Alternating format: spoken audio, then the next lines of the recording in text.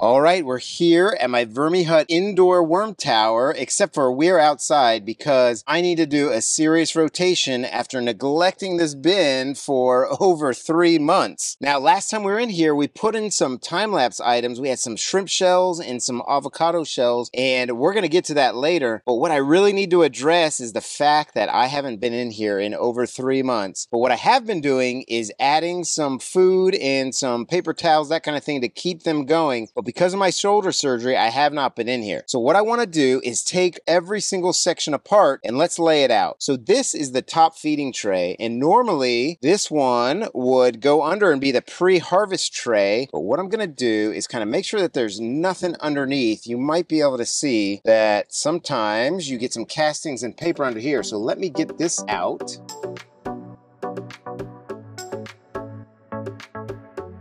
And let's get this out of the way because I think what I'm gonna do is just harvest it. And let's look at the pre-harvest tray right below it.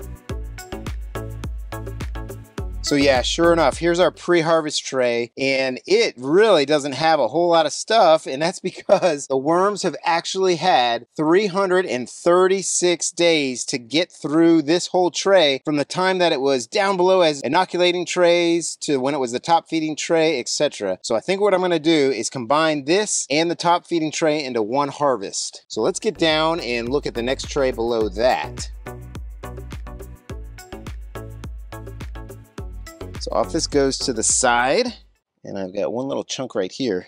Now, believe it or not, this one right here is the old inoculating tray, and it was just dried paper. We have not put in any food, but because it has been so long, you can see they made a lot of castings at the top, and they still have some paper left here. So we're going to see more worms than we typically do, and this tray has been on the system for 224 days. Normally, the max that this tray would have been on the system for a normal rotation is like 120 days, but I have just been so neglectful. So this is good that we're seeing this because some of you may have vermihuts that you just kind of are maintaining, just throwing stuff in the top and not really doing anything else. So I'm going to show you how we're going to rotate and realign this so that you can start it over and get it rotated into max efficiency. So looking good here, lots of worms, and you know what? A lot of broken down cardboard. So that is fantastic. And certainly this is very inoculated with microbes. So let's set this one to the side and get to the very bottom tray.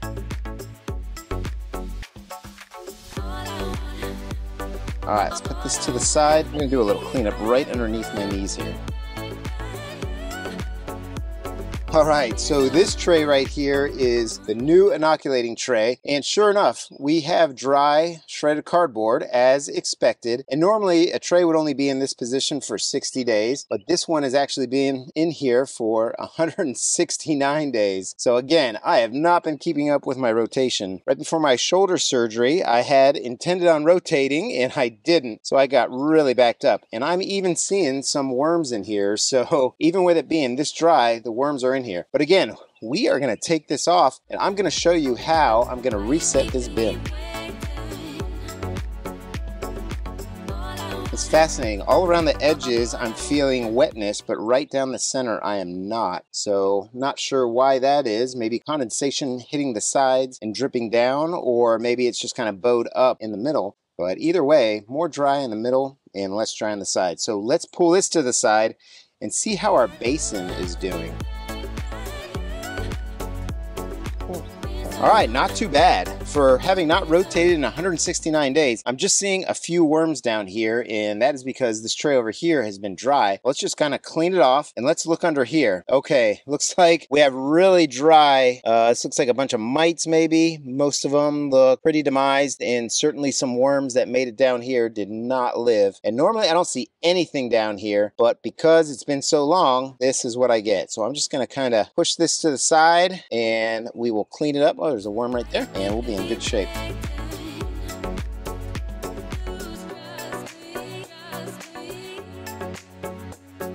All right, if you wanted to, you could totally rinse this off and clean it up, but I think this is good enough for me, and I'm gonna try and be a lot better and rotate on my normal schedule of 60 days. But let's go ahead and rebuild this. We're gonna rebuild it into a 3-tier system, and then in about 30 days, I'll put a 4th tier on the bottom. So we are gonna start very bottom with a new dry inoculating tray, and this is just shredded cardboard that my mom shredded for me in her brand new 12-sheet crosscut micro shredder. I've got some affiliate links in the pinned comment and video description if you're interested in seeing how much they cost and what they look like, that kind of thing. So after this, we are going to put on top the old new inoculating tray, and you just saw me go ahead and mix that up. So that is going to be our next layer.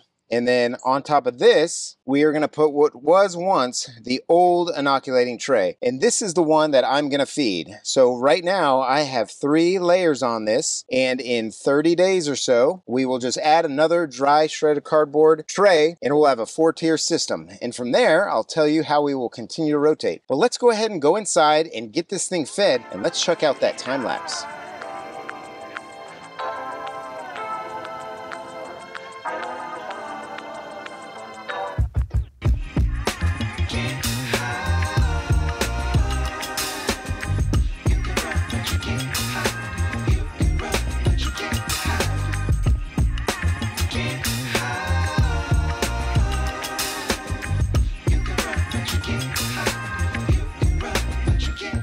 Well, that was a pretty cool time lapse, and that was actually 3 months ago. And let's go through that one more time, and I want to talk through it a little bit. So the first few days, it really smelled bad every time we took off the lid for the time lapse. But by day 6, the worms were really eating and dragging down the shrimp shells. And as you can see, by day 8, we had a full up worm ball. And then they all kind of ate everything there and then scattered by day 14, and they were just all over the bin. So in between the time we were outside and now that we are inside, I took those other 2 trays and I put them on top and did the agitation method of harvesting. And while I was in there, I did not see any of the shrimp shells. So they really got to everything. And with my VermiHut, I like to use the agitation method because what it does is get all the worms right down into this top feeding tray and allows me to skim off those castings. So what we're going to do now is just kind of look in here a little bit and just see how many thousands of worms are in here. I estimate in this system right here, there's probably somewhere around 4,000 worms, and this is pretty remarkable for not having any food scraps in it whatsoever. So I'm just going to dig around for a second or two, and then we are going to set up for a feeding.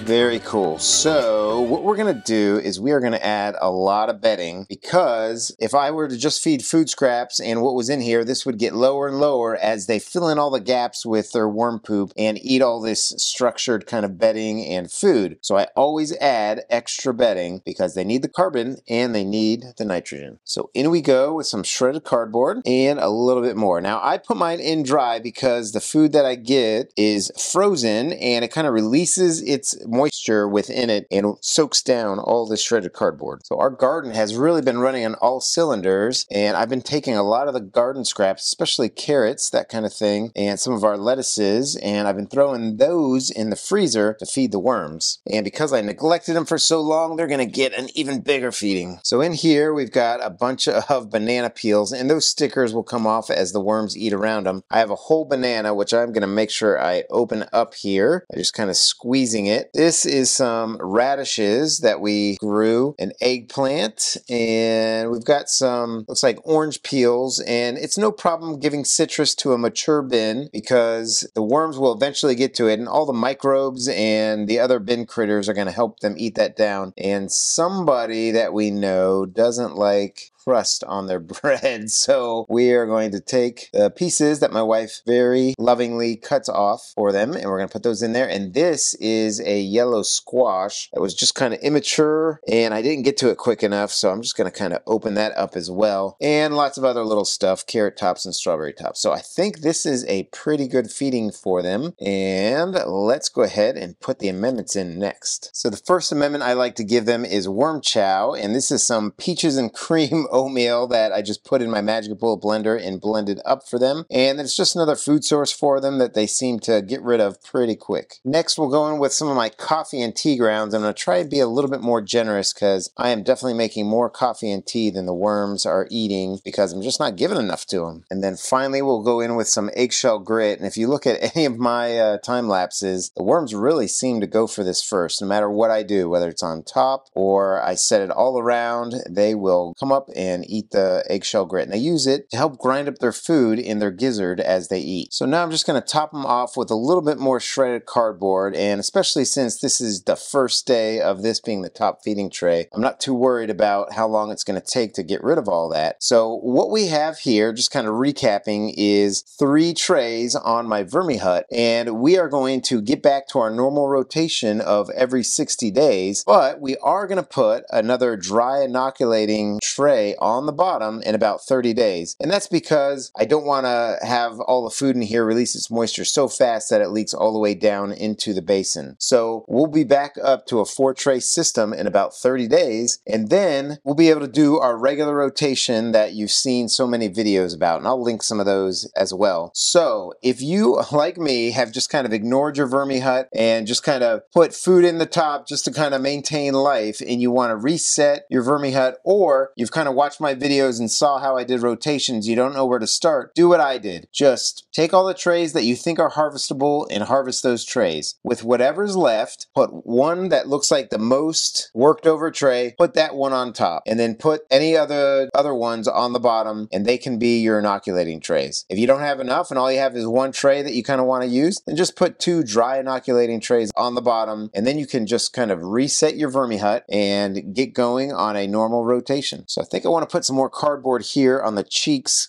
of the Vermihut on the sides, and then we'll put a little bit more over here to help bulk it up. And if you want to see how I normally rotate my trays, go ahead and check out this video right here. So thanks for hanging with me as I get back into all 4 of my bins after my shoulder surgery. So I hope you're having a great day. I hope your worm bins are doing fantastic. So happy vermicomposting, everybody. Take care now.